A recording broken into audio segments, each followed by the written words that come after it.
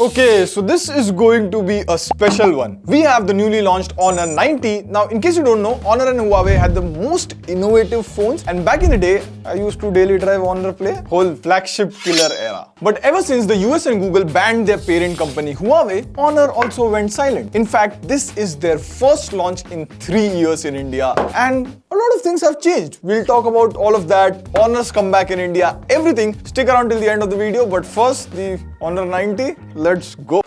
Now we have already unboxed the device, and here's an interesting thing. See, you get this big box, okay? You have the phone inside, some paperwork, TPU case, SIM ejector, and that's it. Like, it's a fat box. Where's the charger? I mean, it could be because this is a pre-production unit, but we didn't get the charger. Anyways, we have been using the Honor 90 for a few days now, and we'll be giving you a more practical first impression over here. Starting with the design of the phone, which I would say is one of the 3 key highlight features here. Like, have a look at the back. It's made of a shimmery, frosty material. See, if I do this, it glitters. And you get 2 camera islands here, and I would say this is one of the most unique camera islands that I have seen. Plus, see this ring-like material around the island.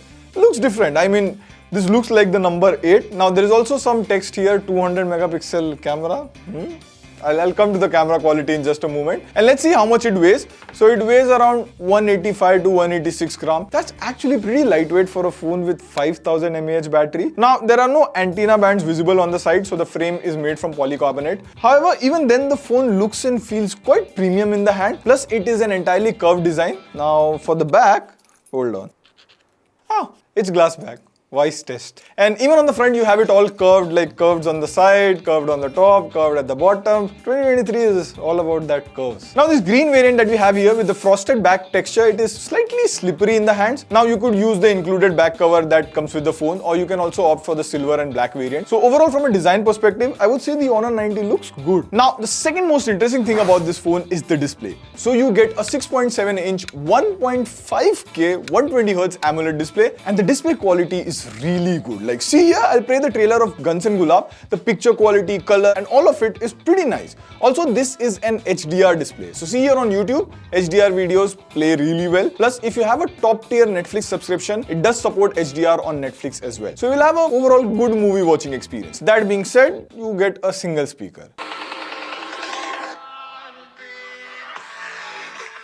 Now, the audio quality here is decent, but at this price range, I was hoping to get dual stereo speakers. Besides this, the display is pretty bright. Like, officially it is around 1600 nits, but see, in our device, it is showing more than 1700 nits. And here's something interesting. See here in the settings page, you have something called smart resolution, and it was turned on by default. Now, I cannot show you this on camera, but what it does is it lowers the resolution to save battery. And even if I manually select low, see, there is not much difference in the resolution that you can see from the eye. My point being, if the phone reduces resolution to save battery, you will not see any negative impact on the display.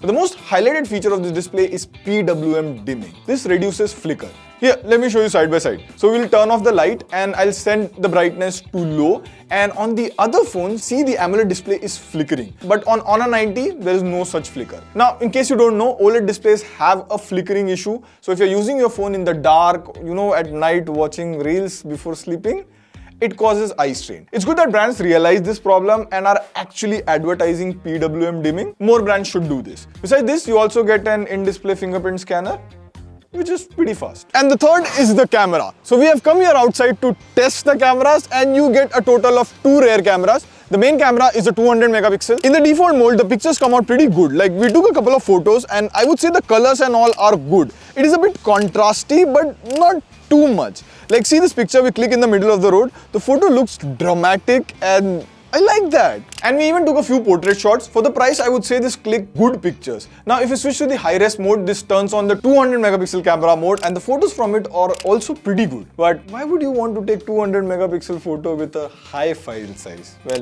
let me show you a side by side. See, if I zoom in on the 200 megapixel photo, the Noida text is more visible. So you can later on digitally crop and zoom in. Besides this, you also get a 12 megapixel ultra wide angle camera, which takes nice picture. Like, see this picture of me, the colors and all are pretty nice. Or even this landscape shot, the photo of the cloud, HDR and all are nice. And sorry, we lied at the start. There is a triple camera as well. You get a 2 megapixel depth camera, but Of course. On the front, you get a 50 megapixel selfie camera, and I would say the selfies come out good. Like the skin tone and all are good. However, one point to mention is on the rear as well as the front selfie camera, by default AI beauty mode is turned on. So if you want more natural looking photos, you will have to turn it off. Coming to videos, you can do a maximum of 4K 30 FPS, and it is pretty sunny out here. And this is how the video quality is. And on the front, you can also do 4K 30 FPS, which is a really good thing in this era of shorts and reels. You can do 4K on the front camera. And I think Honor 90 might be one of those few phones out there, like rare, that can switch from main camera to ultra wide angle and now to the selfie camera when the video is recording at 4K 30 FPS. Now, this is our first impression and we took only few pictures, but from the samples that we took, I would say the Honor 90 takes good pictures. So those were the 3 key features of the new Honor 90. Other than those, the phone also comes with a Snapdragon 7 Gen 1 processor. Now, I know this is like a 1.5-year-old processor, and not many people know about it because very few phones launched with this processor in India. So in normal day-to-day activities, browsing the web, watching videos and all of that, there is no lag or anything, of course. Now, the base variant starts with 8GB LPDDR5 RAM and 256GB of UFS 3.1 storage. It's good to see brands now giving more storage in the base variant, unlike Apple.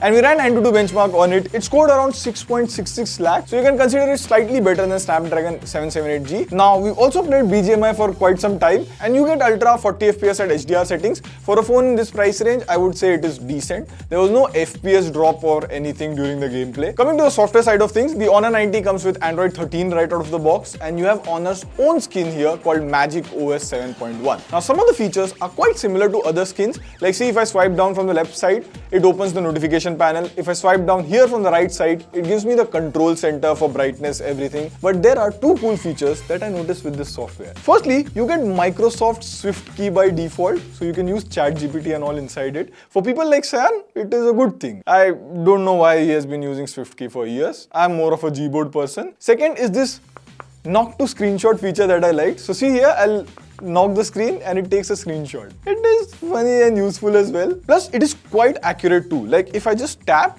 it won't register. But if I knock it, it takes a screenshot. Other than this, you have all the necessary sensors. You also get NFC, so that's a good thing. Like you can add your cards in Google Pay and just use tap to pay. Now the Magic OS 7.1 has a lot of other features. It will take some time and a video to talk about it dedicatedly. And we are not sure on the number of updates on this phone, but I think this and a lot of things have to be seen in a long-term review of the Honor 90 or a comparison video. Let us know in the comments. Now that was the all-new Honor 90. Now to answer the question, is this the comeback phone for Honor? See, a lot of people won't know about Honor. Like Honor was part of Huawei, and after the whole Google and US ban, Honor split from Huawei. They are now an independent company. Now we can only talk about Honor more when they launch more products in India. Now all that aside, you buy the product, you don't buy the company. So it all depends on the pricing of this phone. Like if it is around the rumored 30K price point, then I would say the chances of a comeback are good because it has that premium design, display quality is nice, camera performance for the price would be very good, and it should give good competition to other brands. But again, I'll repeat it, if it is priced around that 30,000 price point, only then. On that note, this is Vivek signing off. See you in the next video. Pew, pew.